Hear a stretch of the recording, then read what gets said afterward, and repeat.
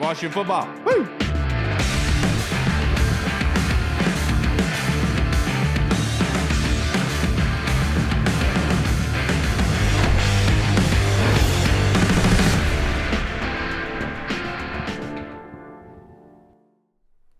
Hello, everybody, and welcome to the Burgundy Zone. I am your host, Kyle. Not sure if I'll be joining my co-host for this one, but happy Easter Sunday to all of you. 4 days away from the draft, and so we thought we'd bring in friend of the podcast, Ryan Fowler of the Draft Network, for this special edition of this episode called The Winning Format. And so Ryan is probably one of the best minds to be able to talk to. He's almost like a dictionary in terms of the draft. And so, Ryan, thank you for blessing me on this Sunday, sir. How are you doing? Of course, happy Easter to you, Kyle, everybody out there, man. Always appreciate you having me on. Excited to get this thing rolling for sure. Absolutely. And I have some, before we get into prospects and other things like that, I have a couple questions just overlooking the draft. And I'm not sure if I have a segment called Gun to Your Head where you have to choose between two prospects. Yeah. And you just tell me point blank who you want there. But before we get there, the 30 visits. With Washington last year, a lot of their draft picks were used on 30 visits, right? And Brandon Coleman, Jaden Daniels obviously come to mind. Do you think that could also be a way for the front office to kind of maybe maneuver and manipulate things to say, if we're not going to get a 30 visit this time around, people may think that we're not going to take them?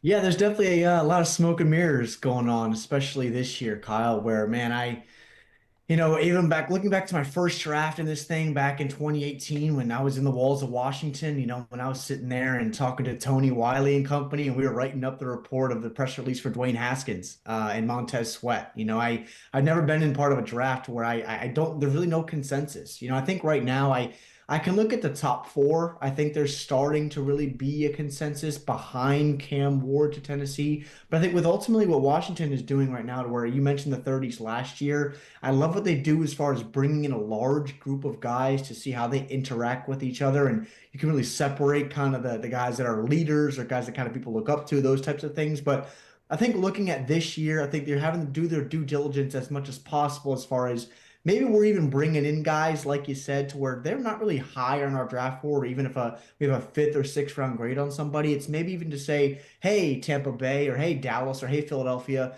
we don't really like this guy, but we're going to bring him in, make you think that we do. Maybe you reach on him and you waste one of your picks on a guy that we don't really think is going to turn out in the future.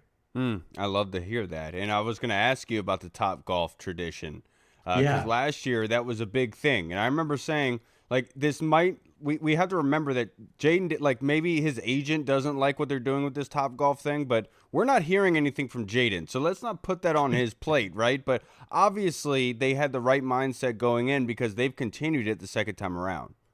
Yeah, absolutely. I think Top Golf is also, I enjoy Top Golf. I think you do. Probably everybody out there enjoys Top Golf. It's a great environment to get out there and just, in a sport environment to have everybody hang out and stuff. So I've never heard anything as far as what they're actually doing out there, but they're just getting guys together, hanging out, and just see how people interact with each other. Because we are in a point now, Kyle, where there's been no new football played. If you weren't at Shrine, Hula, Tropical, the Senior Bowl, or you weren't at the Combine competing in a t-shirt and shorts, there's been no new football. So trying to separate some of these players that they have paralleled on their boards is why we now have this tradition, this Top Golf tradition now that's been happening back to back years. Yeah, a good friend of mine, Ken Johansson, tweeted out yesterday that he would guess, or he would venture out to say that you should take Mike Green and James Pierce off your board for Washington, based on them not being able to come in for not being interested at all with Washington. Do you think that that probably is the right mindset to go with? I would say more so with one of the guys, and that's James Pierce Jr. Okay. More specifically, not just from, I've heard some good things out of Tennessee. I've heard some not so good things out of Tennessee, but also the player. He has major concerns on early downs, and they want somebody that can set the edge right away, and that's not James Pierce Jr. Now, for Mike Green, I have a good relationship with Mike Green. He's not my best friend by any means, but as far as getting to know him in this process, as far as who he is as a young man, that's a guy that I would want in the building. And as a player, absolutely. If he's there at 29 and they think that he fits, sure. But as of right now, I don't think he's going to be there at 29.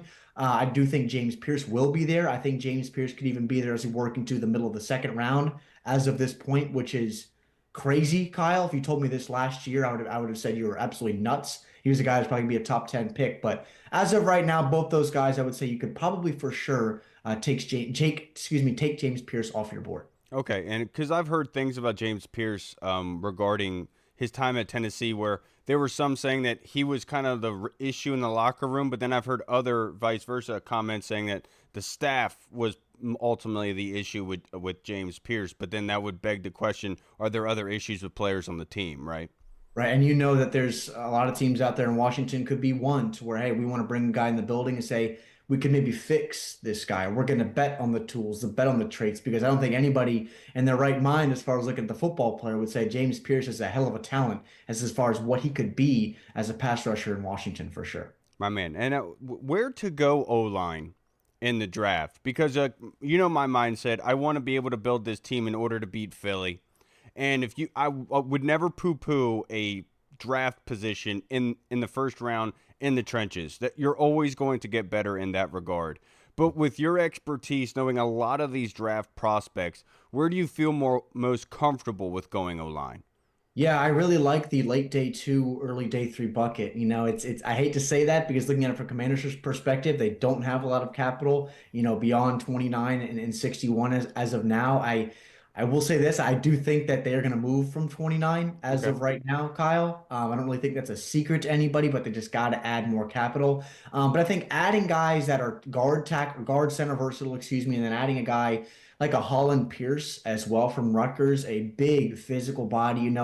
They have shown some attention to him in this pre-draft process. Now, they tried to make it work a little bit last year. If you remember the name of Aneem Dankwa, the kid from Howard that they brought in as a big physical prospect that was extremely, extremely raw. Holland Pierce is a much more refined type of player at the position that also fits Cliff Kingsbury's body types as far as those wide vertical type of movers within the offensive line. That also his tape at Rutgers, there's just some really really good stuff there as far as the man of that stature that can get off the ball with that type of footwork. That's something that you can absolutely work with. So late day two.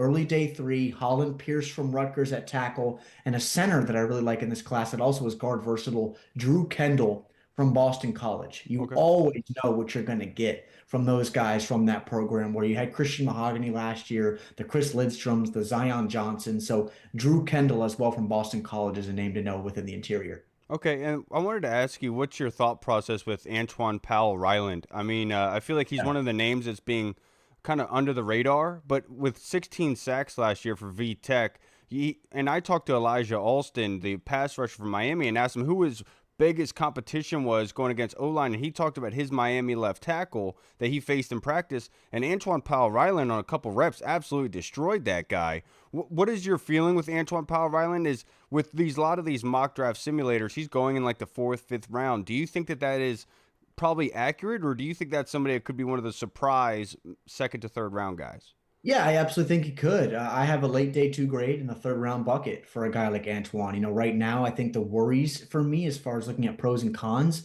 is his ability in the ground game right Okay. now to limit and set the edge. So that's going to bump him down some boards a little bit. But I think you and I have talked about Antoine a little bit as far as just your ability to win in isolation. And that is a dude that I just want on my rosters, a guy to pin your ears back and flat out get after somebody. And you saw how Dante Fowler Jr., how he was able to be a guy to come in as a DPR in certain situations and lead the Commanders in sacks. I think Antoine Powell Ryland could be a guy down the road. I'm not expecting a guy to come in and have 10 sacks in year one, Right. but as far as a day two type of player, Antoine's at absolutely one of my favorite players, not just at the edge position, in this class overall because of what he can be in such a deep class that it really is, he is being overlooked, and it's a shame. Yeah, it is. 'Cause Virginia Tech, as much as their success as a team has been bad, the prospects that they have pumping out right now are very, very good contributors, of course. Next question that I have for you, running like let's say with wide receivers Mhm. in the first round for Washington at 29, are you comfortable with anybody there?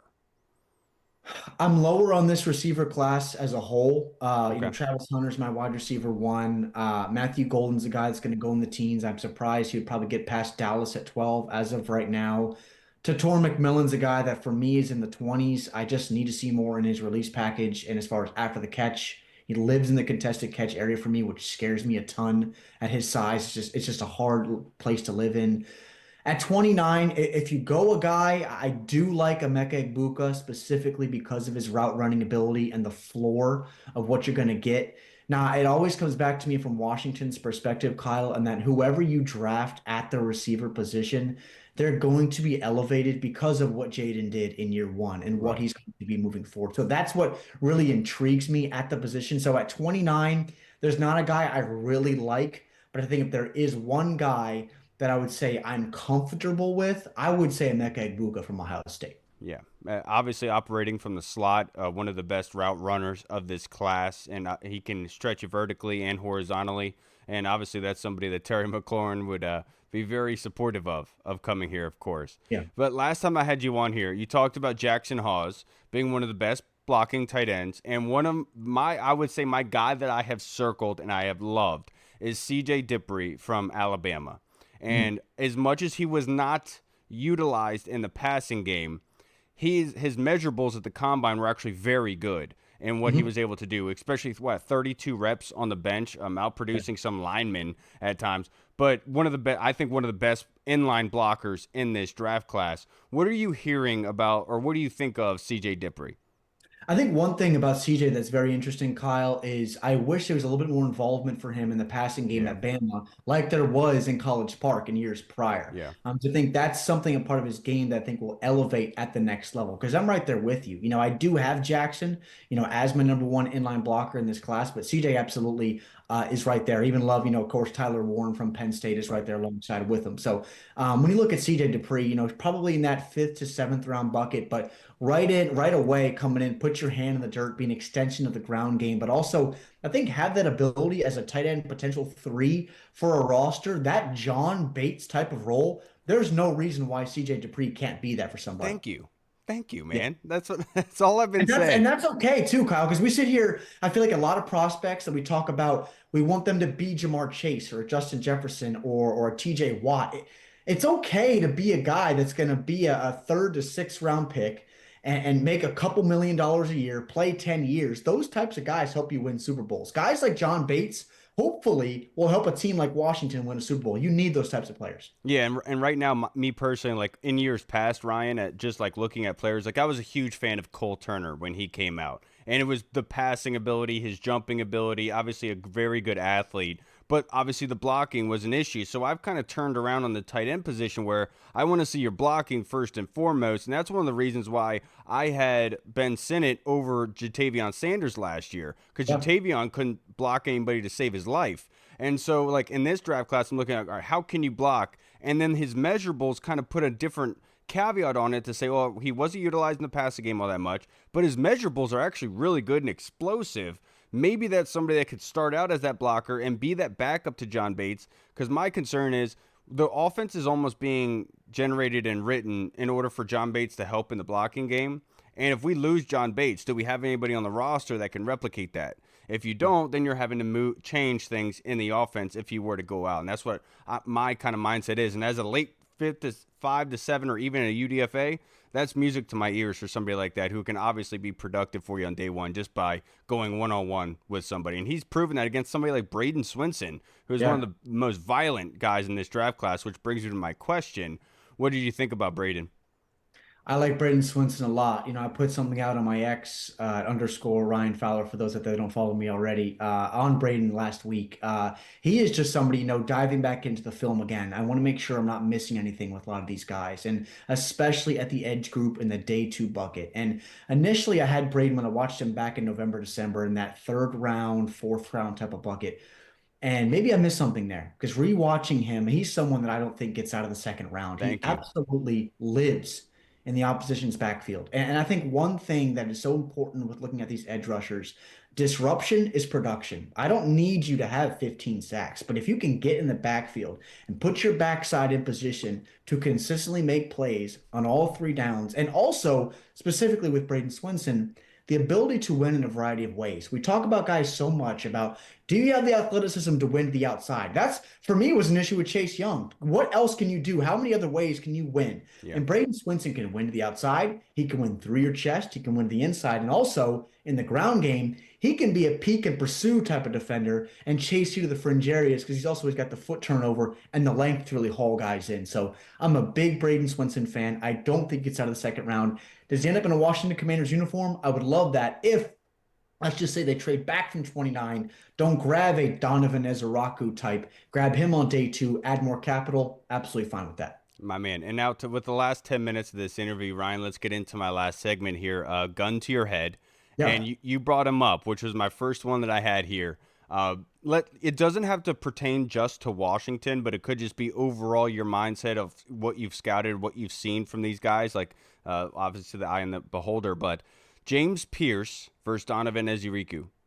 Yeah, give me Donovan. Yeah. I'd probably take him 99 over 100 times. The athleticism for James is going to pop off the charts. I think the ceiling is higher for James Pierce Jr. But I think when I watched Donovan so many times this year, when I initially wrote his report, and I wanted to see him take the step in 2024, and he absolutely did. As someone that is I have no issues with on early downs. He had one of the best production as far as production rates in the entirety of college football, as far as just getting after the quarterback. He can win a variety of ways. It's just someone that I think is going to get better and better. So the floor is there, the ceiling is there. So give me Donovan Ezeraku if I had to choose. What are some issues with Donovan's game? Because honestly, when you watch him, it's hard to come away with any. Yeah, I think there's some inconsistent things here and there in his pass rush repertoire. I think the hands don't match the feet sometimes. What I mean by that is a little bit of a bull in a china shop at times, where sometimes he can work too far outside the arc and get the lane discipline at the edge spot. He just tries to do so much at times to where just taper it back a little bit in his game, but that's just going to come at the next level to where you're playing so fast at the collegiate level. That's going to even average out because the NFL game is even quicker. So I think that's something with his game that's really small detail. And he's someone that, again, I'm talking about him at 29. I had him in my most recent mock in the teens to the Bengals. Yeah. I really like him. I don't know if he's there at 29. If he is, the Commanders want to stay there. They want to add edge.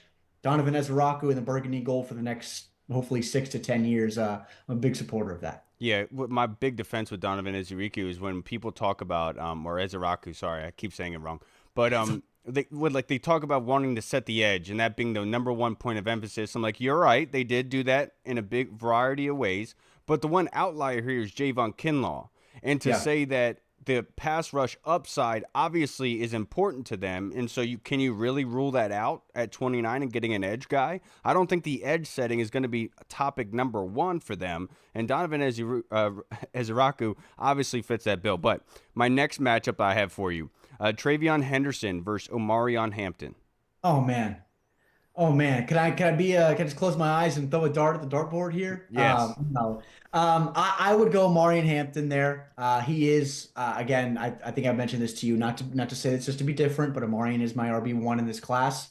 Over Ashton Genty, it is Really? very close. He is my RB1 in this class. The reason why, look, the ability to win through you, around you, go over you, as far as the less tread on the tires than what Ashton has had. I love seeing Amarian live there at the combine, getting to know him in this pre-draft process, talking to some folks down in North Carolina, how he's wired in between the years. Now, I've also known Ashton pretty well this process, very good friends with his representatives over at Disruptive Sports, and he is a hell of a young man as well. So again, very, very close. But Amarian Hampton is my RB1A, you could say, in this class. But back to your question, Kyle, I think if there's a Travion or an Amarian, if I'm looking for electricity right away in this backfield, I'm going to take Travion Henderson. He's also a hell of a pass protector as well, and probably the premier guy in the class. So it's tight. It really is. I love all the backs in this class. I really do. But I would say Amarian Hampton from North Carolina, just a premier physical guy that also has a hell of amount of juice and space, make you miss as well. RB1 for Washington for a long time. So give me Amarian Hampton in there. The pass blocking is a concern at all for you? I think a little bit. I think it's inconsistent, but I think one thing that does scare me a little bit with him, with everybody, I'm not going to sit here and talk about technicality in pass pro. Right. It's effort. I don't care who you are. I don't care if you're Deuce Vaughn or you're built like Derrick Henry. It's effort. Are you willing to do so or are you not? And that's what really impresses me about Travion Henderson. I just want to see more of it from Marion Hampton's game. Yeah, Travion, I nicknamed him Hannibal because that guy's an absolute psychopath and Yes. he's looking to scramble somebody's brains. But the Yeah. next one I have for you, Trey Harris versus Jaden Higgins. Jaden Higgins. I'm gonna go Jaden Higgins from Okay. Iowa State. Why is the separation? You got to be able to separate in the release package. I love his ability to snap off routes, sink his hits at the top of his route, inside, outside, back to the quarterback, push that foot in the ground and work vertical, go up and get it as well. So I would go Jaden Higgins there. I do like Trey Harris. I do love the frame. I think there's even some finer nuances in Trey's game that are going to be able to and be improved, specifically going over the middle of the field and the willingness to do so, blocking on the perimeter as a younger wideout. So I would go Jaden Higgins from Iowa State right now, specifically one of my personal favorites as far as the bigger receivers in this class on day two. Yeah, Iowa State, they were pumping out some really great prospects this year. We're not going to get into Jalen. No, I didn't put him in here for this one, but we will get into another teammate on the other side of the ball here in a second. But if you had to choose between Kyle Williams versus Jalen Lane, Ooh, context on both those guys, for sure. Those are two great names. For Jalen Lane, all respect to Virginia Tech's offensive coordinators this year, whatever they asked them to do. But this was a guy, Kyle, back in the spring that had early second round grades from teams. mm, So the kid's been talked about a bunch. And I think he's one of the guys that when we get to the 60s or 70s and he comes off the board, I wouldn't be shocked. But I also wouldn't be shocked because of this year, he goes at 120 or 130. okay, So I think if he comes into an offense and is a guy that even right now he's getting a ton of looks as a return man at the NFL level, yep, he may be a little scheme specific as far as a guy that can be inside out, designated touches, shallow to intermediate areas, over routes, crossing routes right away. But I still think there's a lot more there in Jalen's game. And then with Kyle Williams, specifically for me, watching what he did at Washington State and then seeing him at the Senior Bowl live, where I know those instances and the isolated scenarios are set up for receivers to win in those one-on-one matchups, but just his ability to really do it all and do it so well. He is not the most overpowering body type. He's not the fastest guy, but the finer nuances at the position, which always reminds me of a guy like Terry McLaurin. I Can was you going to say play? that. Yeah, can you play the position at a high level and do the little things really well? And I think those are guys that Adam Peters and company are going to value. So if I had to parallel both those guys, I would say Kyle Williams. And there's probably a little bit of a gap there, specifically from what I saw from Jalen Lane, specifically this last fall. Okay, and then the next one, Darian Porter from Iowa State versus Ben Morrison from Notre Dame. Yeah, give me Ben Morrison. Really?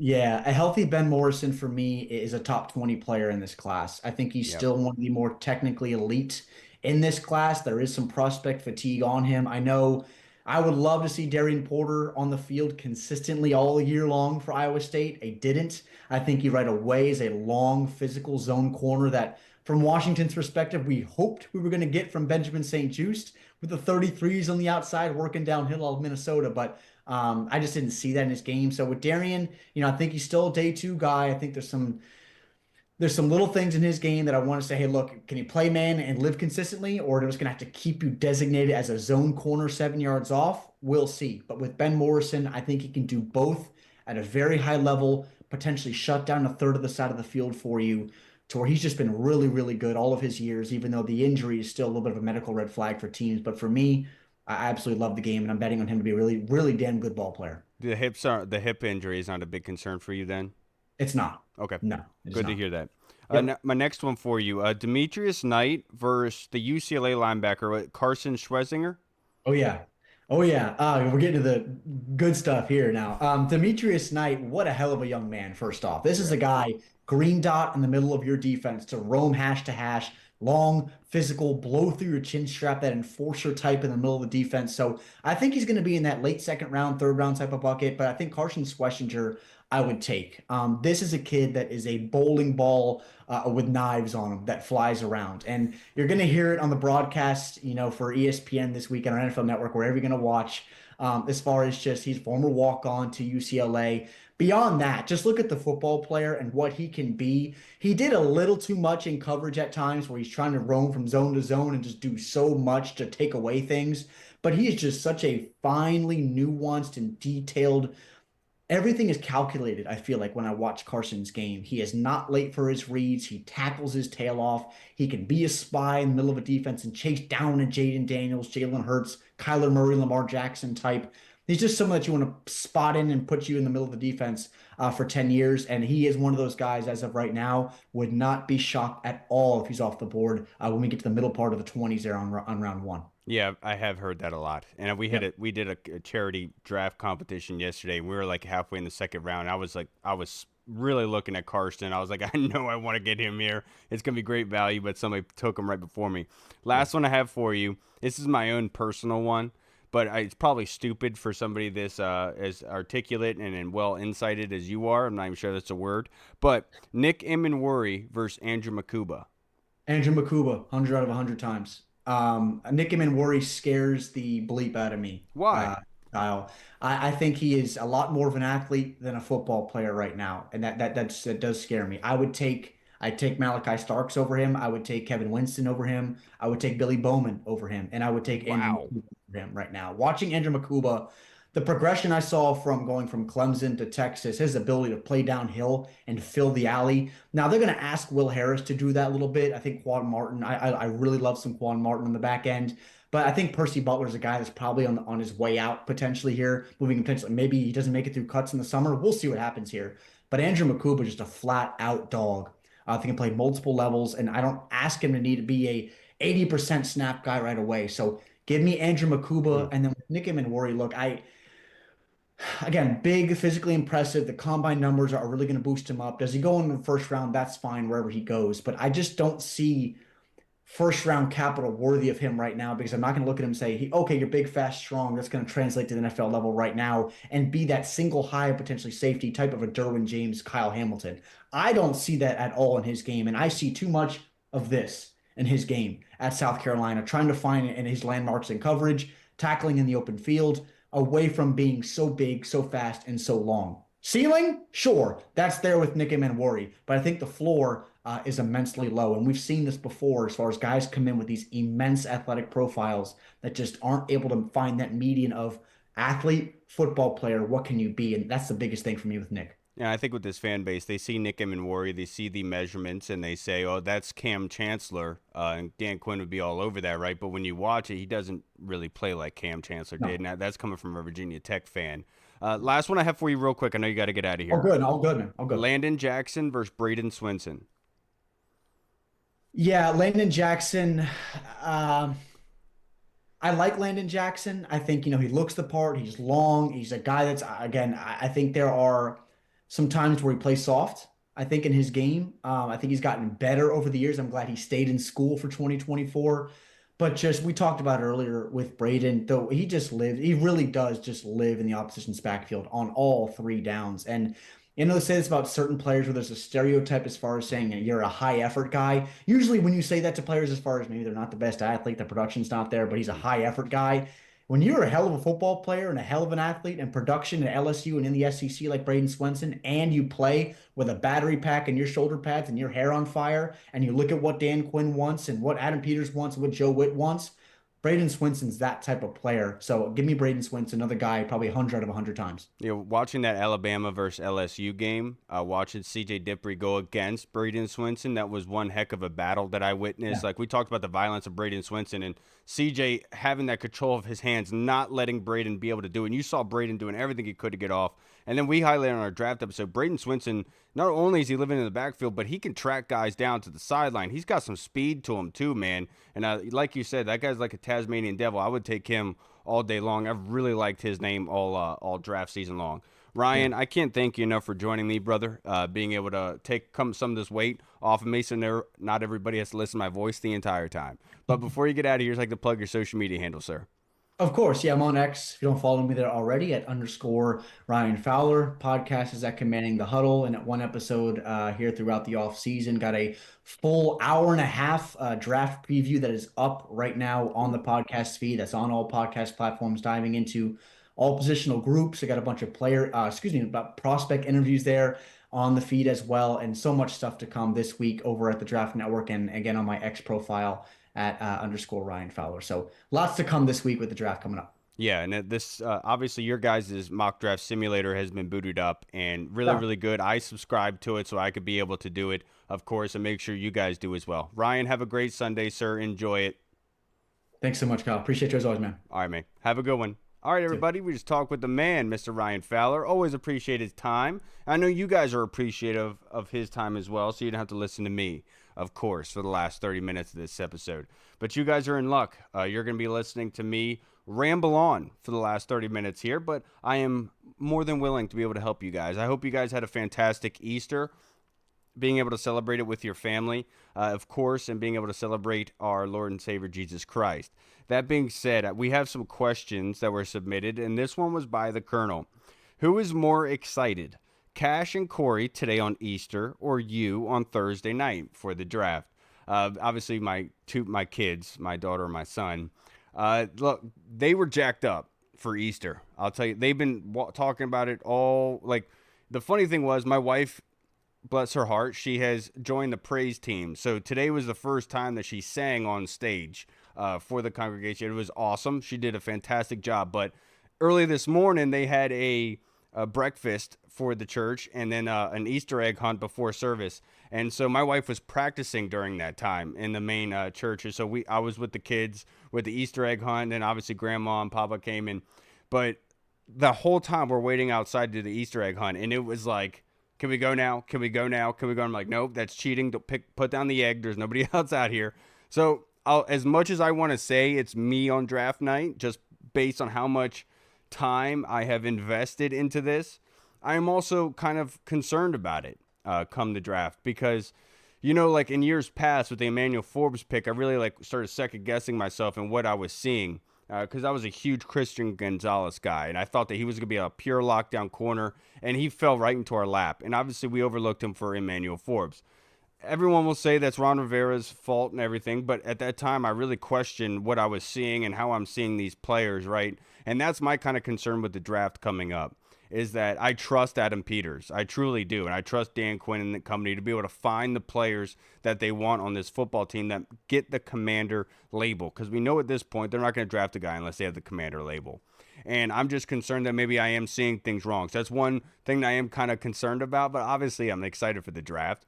But that's just in my own personal scouting kind of way of seeing things. I hate to say scouting because I shouldn't even put that label, but just as somebody who looks at draft prospects, it's something that does concern me. But I'll say my kids were more than excited for the Easter, and it was they had a fantastic time. Of course, our church did a fantastic job with it.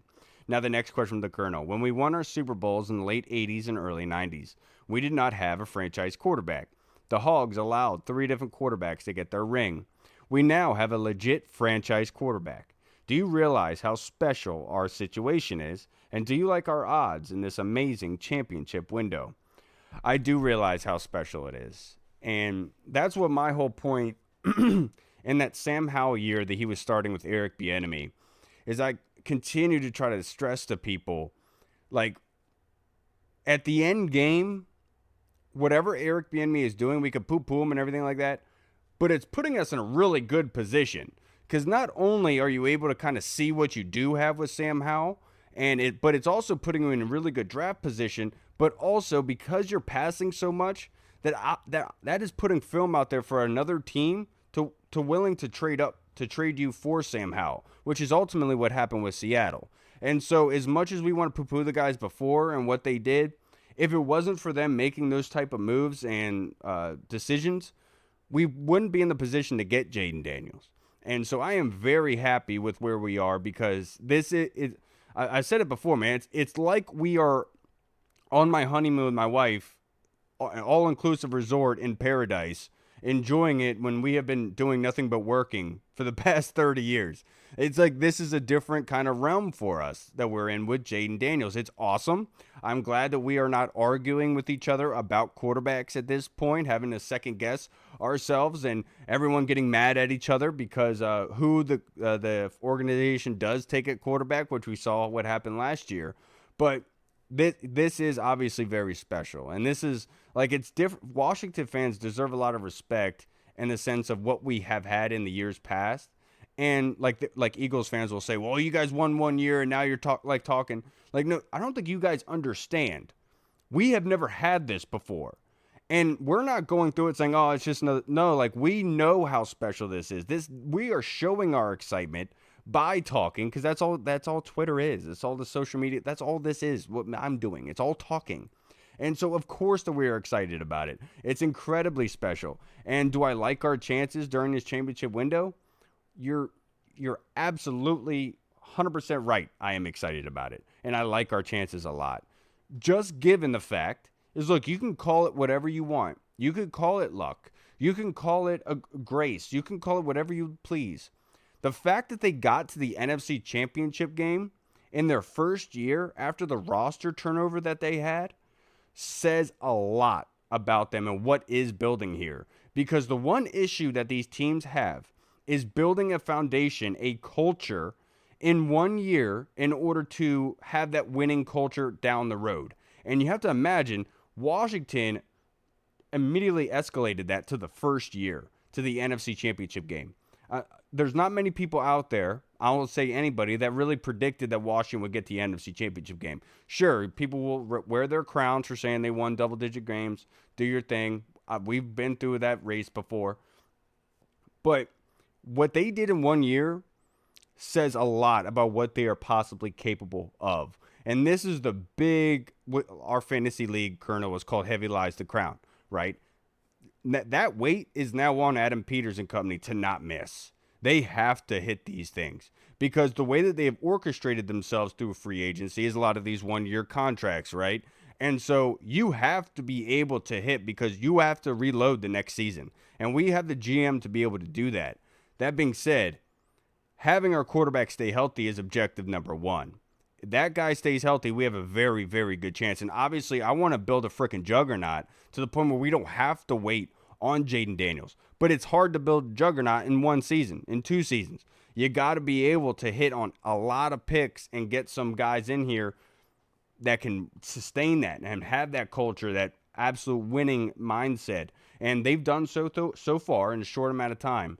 But yes, I think that unequivocally, you can look at this and say, this team has a very good chance of winning in the Super Bowl. It's just that can they continue to build on what they have? Last season, they did not have expectations on them, and they did really well with those. Now that expectations have been set, how do you respond? Because in life with humans, it's really easy to have someone talk crap about you, to pile on you, and that's easy motivation for you to work really hard in order to get better, right? When everyone is kissing your feet and everyone is anointing you, it's more difficult at that point to stay motivated, to continue working hard to get better. So this year is going to be a different challenge for the team altogether, and especially Jaden Daniels, at continuing to work hard and find things to get better at and fine-tuning their skills in order for them not to relax, because this is not the time to. This is when things are escalated even more, because now you got expectations on you. And everyone watching, all these analysts, all these big-name suits and everything talking about you, they are waiting for the opportunity to start talking crap about you again. And look at C.J. Stroud. That's one. There's people out there already claiming that Jaden Daniels is going to have a sophomore slump like C.J. Stroud did, which I wouldn't even put on C.J. Stroud. I think he's a phenomenal football player and human being. That being said, they're waiting for it. And so now you got to turn the gear up another notch. You got to dig deeper in order to get that done. And maybe one way in order to do that is by staying healthy and making sure that you're available for your teammates and for your team, because that's objective number one for Mr. Jaden Daniels. And obviously, Jaden Daniels, this team goes as far as Jaden does, and some could argue that Marcus Mariota is him coming in doing pretty well was one thing, but we got to remember we barely beat Dallas when Marcus played the entirety of the game. Now let's go to our Discord for our fan questions. This first one was submitted by Arch. Jaden is endorsing new shoes that are technological advancement in recovery and training. If you could endorse any product, what would it be? Yeah, and he's speaking to Jaden Daniels on John Gruden's podcast. Everyone has a podcast now. For Barstool. And I like his hat. He's got a big old L that's blue, and it looks like the first time he's ever put that hat on. But it's a big FU, but it is what it is. That being said, he talked about the shoes and how they actually heat your Achilles. And he said you can wear them after training, before training. You could wear them going to see a movie. You could wear them doing anything. and he was putting that out there to say anybody watching, any athlete out there should wear these, and it really helps your recovery and training, and that's what Deluxe is talking about here. Any product that I would really put, I know what Reed would do. Reed would say Viagra, but I would go out to say any Milwaukee tool. And just being a construction guy myself, I used to have DeWalt, and I drilled a bunch of holes in this one job. It was over 1,000 motors, 2 holes for every motor. So I was drilling about 2,000 to 3,000 holes for this job. And one DeWalt battery that was equal in price and probably output as a Milwaukee was getting me about 20 to 40 holes done. Well, this Milwaukee tool, the new battery, that was getting me about 50 to 60 before it ran out. And Milwaukee, I will always stand by Milwaukee. I actually am looking to get a Milwaukee pack out, which is basically just storage that you could stack on them. And the cool thing about Milwaukee is if you have a Milwaukee vacuum, if you have a Milwaukee coffee cup, they have little inserts on the top of them where you can actually put it in and screw it in, not screw it in, but just twist it in, and it holds it in place. And so all of these different compartments, they actually slide in and they lock in. And so it's almost like a glorified suitcase for construction guys. And somebody like me who gets made fun of on my at my job because of how heavy my backpack is. Like I've come back to the room where we set up at, and guys are like, dude, I tried moving your backpack, and it's insane. I'm like, yeah, I know, I got a lot of tools in there, but I need them. And so like something like the Milwaukee Pack-Out is something that everyone should get invested in. And I will stand by Milwaukee and what they do. They make your life easier, even if you're at home. If you're at home using Milwaukee, you literally you won't have to charge it for months on end if you're only using it in like a small amount of time, so to speak. But somebody who uses it commercially, that's something that's going to last. It really benefits you, your time, your energy, and the output that they give you. So I know this is football. I get it. I'm just saying I'm a big Milwaukee guy now. And so I would always go out and say Milwaukee is where you need to go if you're looking for tools. Next question is from Andy Lockhart in the UK in the 1 Point Safety Show. Oi! Thank you, Andy. Which rookie are you looking forward to seeing the most being drafted, and why? I already talked about Ryan. I would say CJ Dippery, just because of what he offers in the blocking, of course. But Antoine Powell-Ryland, this is somebody that I highlighted early on in the process. And, obviously, I've gone with my looking at college prospects has been mirrored with what we're doing on the draft show for Red Zone in the Lab. So, each week we're doing a different position, right? Early on, it was defensive tackle. And when we got into edge, I really dove deep into the edge. And that's when I had my back injury. So I was home for the week. I was off work. So, I went in hard. Like I told the guys at Red Zone in the Lab, they don't believe me. But I was in the ER. I was on a hospital bed watching film on Ariante Ursary from Minnesota. And so during that week, I really went hard at defensive tackles and edge. And Antoine Powell-Ryland, putting up 16 sacks, having a 40-inch vertical, showing that explosion that he has. He ran, I think it was 4.5 40. And that's somebody who's 6'4", 230 pounds. That's somebody you can really work with in terms of showcasing you the explosion, the measurables, but also the production to match at Virginia Tech. And obviously Virginia Tech's success is what everyone overlooks with guys like that, but he's somebody I'm really excited to see how he does in the league, because I truly do believe in him. I could go down the list of guys that I really like in this draft class, like Braden Swinson, for example, with only 8.5 sacks last year for LSU. Ryan kind of talked about it, but the violence that he uses with his hands in order to get, because the biggest, I talked about CJ Dippery having control of Braden Swinson right in his chest pads. That strength is evident by his 32 reps on the bench by CJ Dippery. But Braden Swinson, in offensive line, they're trying to maintain that control. And your biggest job as a edge rusher is being able to get them off balance, right, in order to get those hands away from you. You want to create the space for you to be able to get free and get after the quarterback. The more they have their hands on you, the less likely you're able to get off of it and get after the quarterback. So the violence that Braden Swinson uses on his pass rush to be able to swat things down, it's incredible. And it would knock over Andre the Giant at times. But he also shows that kind of motor to get sideline to sideline. I think those are two guys I am circling. I really liked this edge class. I wish I could watch more of David Walker from Central Arkansas. I just couldn't find anything on him.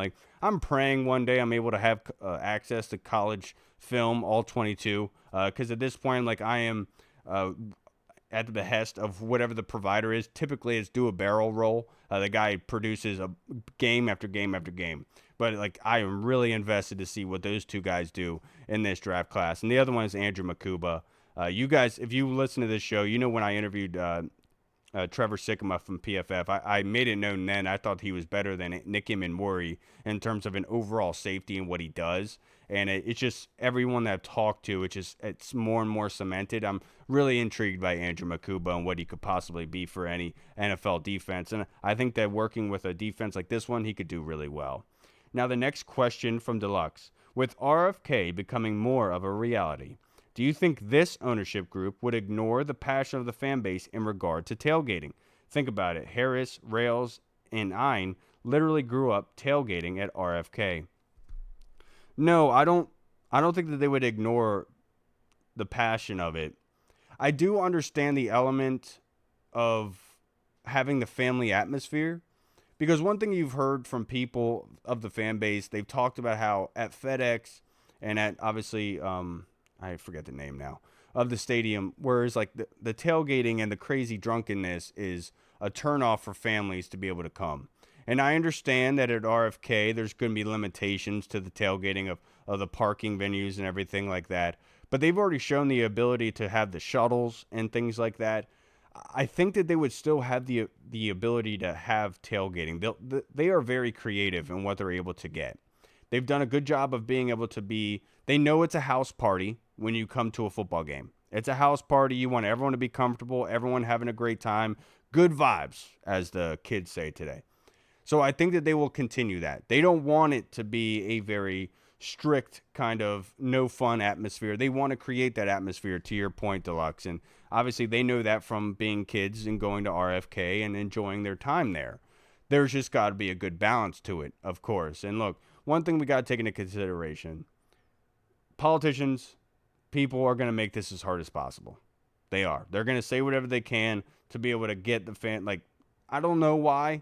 I couldn't point you to the reason, but there's always just seems to be something to create doubt in your mind that something good is happening. And just remember, we're going back home, back to where Washington should be, in the scenic route of RFK down in D.C., where you actually get a feeling of wow.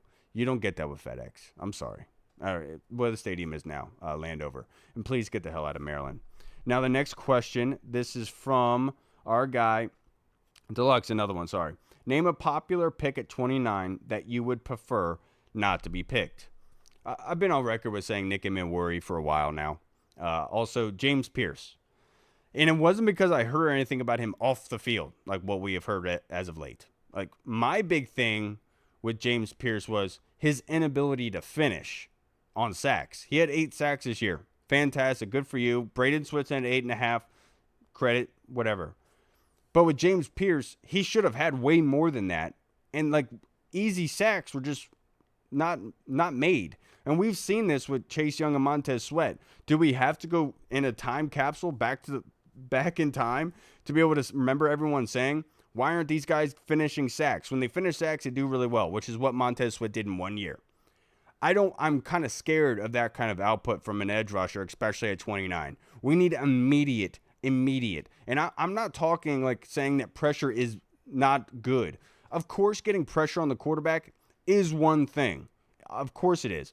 But if you're not finishing sacks, that you're just making a second play happen for the quarterback. We know this with Jaden Daniels. If you don't bring down Jaden Daniels, what does he do? He just escapes out to the left or right, looks downfield, or he just runs for something. That's different than creating pressure to the point where the quarterback can't make a second play. And with James Pierce, it seems like he doesn't wrap up the quarterback to the point where they're able to do something. And that's why I have taken a step back with him. Look, he has great bursts off the line of scrimmage. 100% agree with that, and that's awesome. But that shouldn't be the reason, and the length should not be the reason why you take him at 29, in my personal opinion. Now, if that's what they decide to do, I trust that they'll be able to get into his head and make sure that he's bringing down the quarterback. It just scares the living daylights out of me, to be perfectly honest with you. And then with Nicky Manwari, I know why the fan base likes him. I get it. Big dude, fast. He plays on a defense that I call 11 hungry dogs looking for a meal. And Demetrius Knight, obviously a linebacker at South Carolina, leads that pack. But with Nicky Milworry, my first look at him, I said he almost plays like Emmanuel Forbes at times, where it's like not really looking for the contact, but obviously you could point to examples where he obviously is. And you could see the length and being able to get sideline to sideline. But it's the north and south that is almost the issue for Nicky Milworry at times. Being able to change direction, be able to flip his hips and go vertically to be able to stay with somebody. Saw him in one route, I think it was Oklahoma or somebody, where he just completely falls down trying to regain coming from center field. And that's one of the things that scares me about Nicky Milworry, especially at 29. Whereas I know somebody like Andrew Makuba could easily fit into a role like that and play both safety positions. And we know with Joe Witt and company love the idea of the three safeties, of being able to be interchangeable at all times.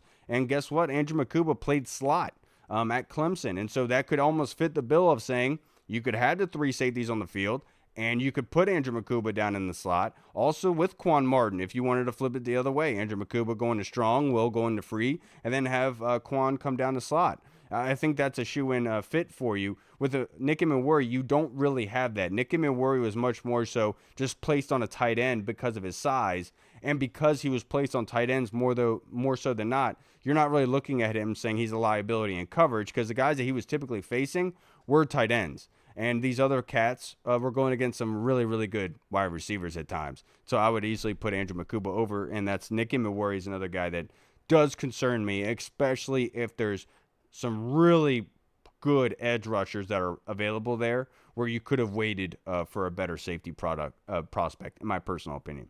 Now, the next question from Tim Towner. One goal frequently mentioned this season was raising the floor. With that in mind, what room is still the most in need of being addressed? And will it cause us to draft for need instead of the best player available? To play a joke, I think it's long snapper. They've had a couple meetings with guys in regards to long snapping. Like even brought some people in. I know they did it for punter too, but I know we're not concerned about Tress Way. But my point being is like I know that Ken Johansson has pointed out to me that they really like Willie Lampkin, and they've looked at Willie Lampkin. Well, you'd say Willie Lampkin, kind of a smaller guy, probably a lot like me. When I played a flag, being a skinnier guy playing center, everyone looks at me and say, "You didn't play O-line." Like I played O-line and D-line. I was nose tackle. You not, man. Please forgive me. But like Willie Lampkin, I wonder if he could be a long snapper at times and almost relieving that roster number, right? Because you could also insert him in the offensive line, extra blocker type of thing. And even if you wanted to get more creative with it, somebody in the offense or in special teams, for instance, it's somebody you could really look at and to say maybe something is there. But what really hasn't been addressed? There's so like you could say corner. I will still say safety. I love Will Harris and what he brings to this football team. Obviously, they have Percy Butler, they have Tyler Owens. They still have a lot to prove. And so I will say safety just for the long term, right? But also wide receiver. I think wide receiver, as much as they have added with Debo, obviously, Michael Gallup, KJ Osborne, and others, I still say I want a young wide receiver that Jaden can grow with. You know about his relationship with Malik Neighbors. You know about his relationship with Brian Thomas and guys that are his age that he came up with. Well, let's kind of replicate that with somebody new here that can help this football team win games. The question is, where in the draft is that going to be possible for them to do? And there's a lot of guys. We talked about them earlier in the gun to your head segment. But I think someone like Jalen Lane, who could be that punt returner / slot guy, could easily fill that role for you. Now, the next question and your question was, will it cause us to draft for need instead of best player available? No. I think that they are in BPA. They obviously I personally have some needs that I need to be able to see happen in order for this football team to be successful. Of course, they do too. But that doesn't mean that you are dependent on that coming into this draft. And I think that's one of the reasons why the news of Femi Oladejo came out when it did.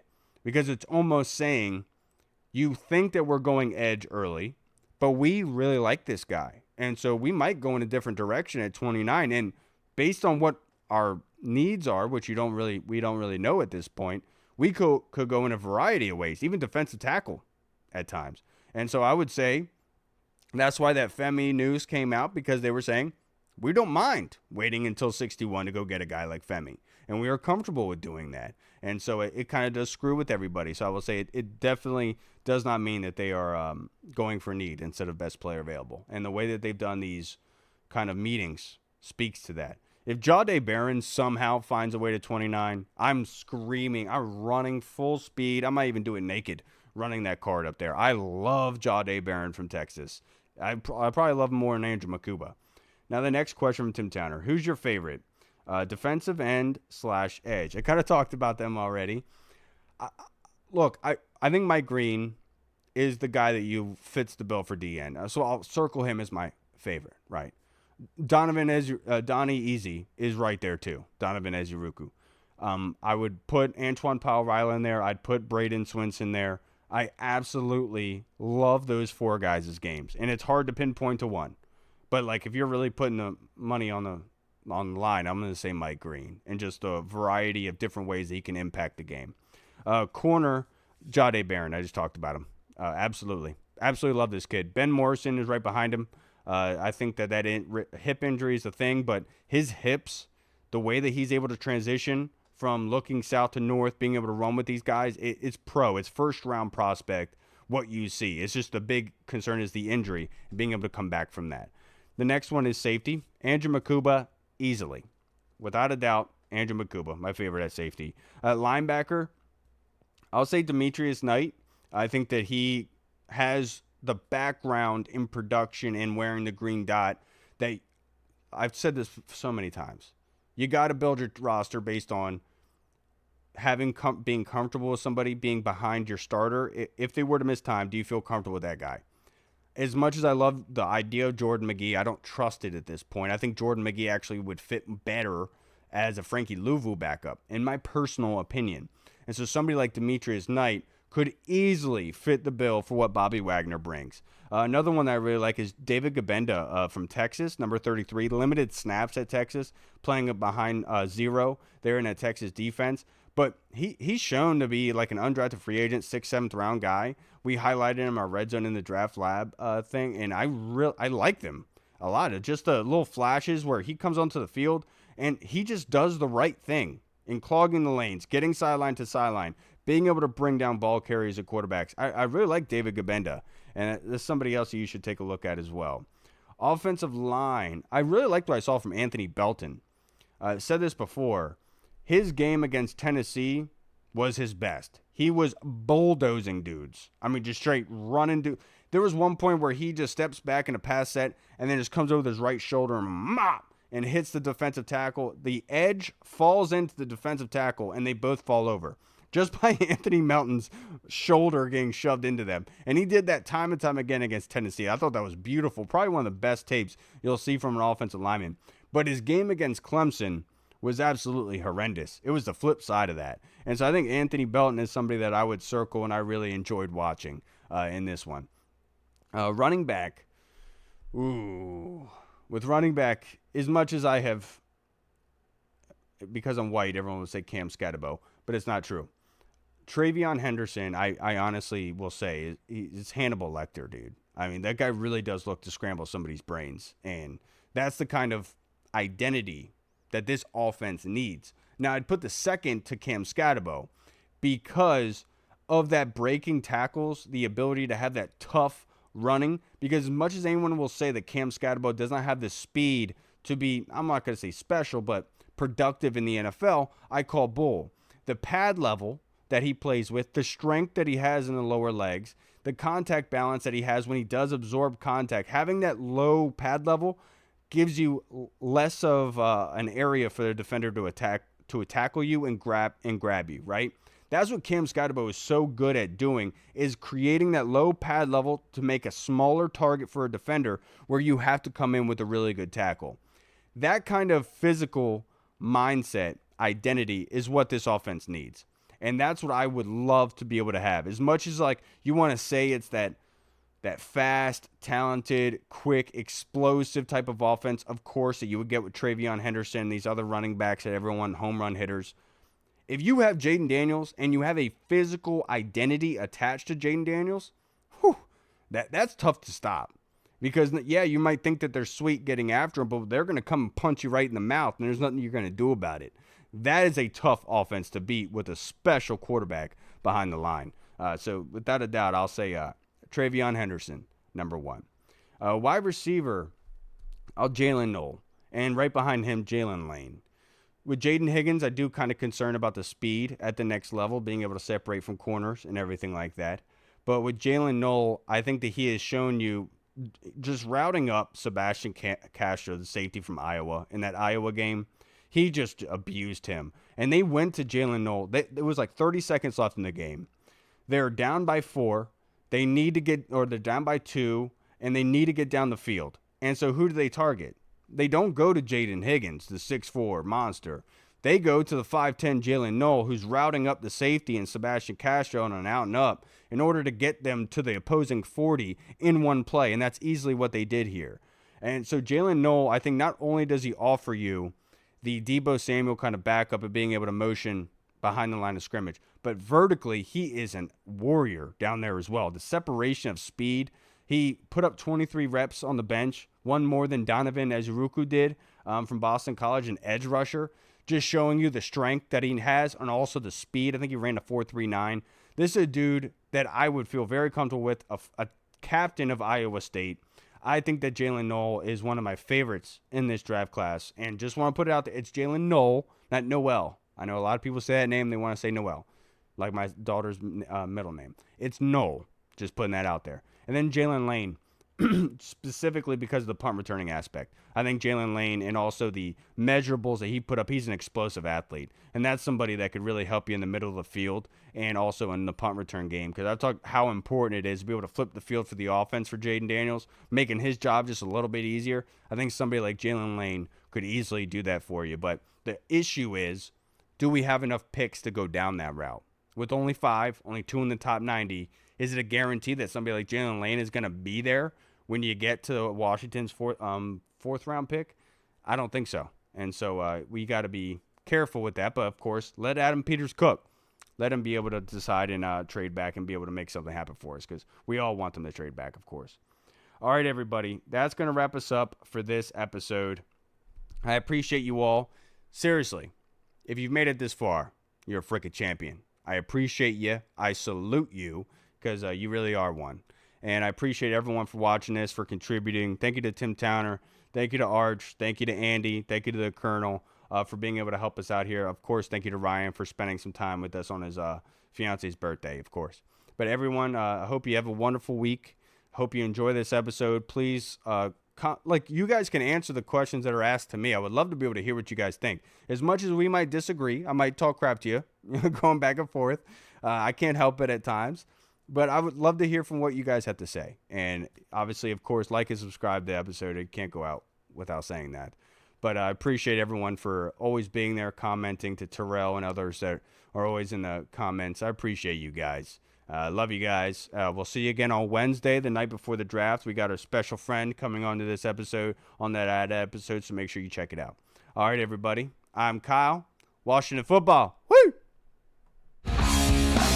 What's up, everyone? This is Kyle from the Burgundy Zone. We are releasing our own merch to support the show. If you want to rock the Burgundy Zone logo or you want to see Reed's face on your shirt, we got it. We're starting with t-shirts, hoodies, and zip-up. So if you're a fan of the show, make sure you snag one before they are gone. Check out the link in our bio on Instagram, or you can find the link in the description of the video. Thanks again for all your support.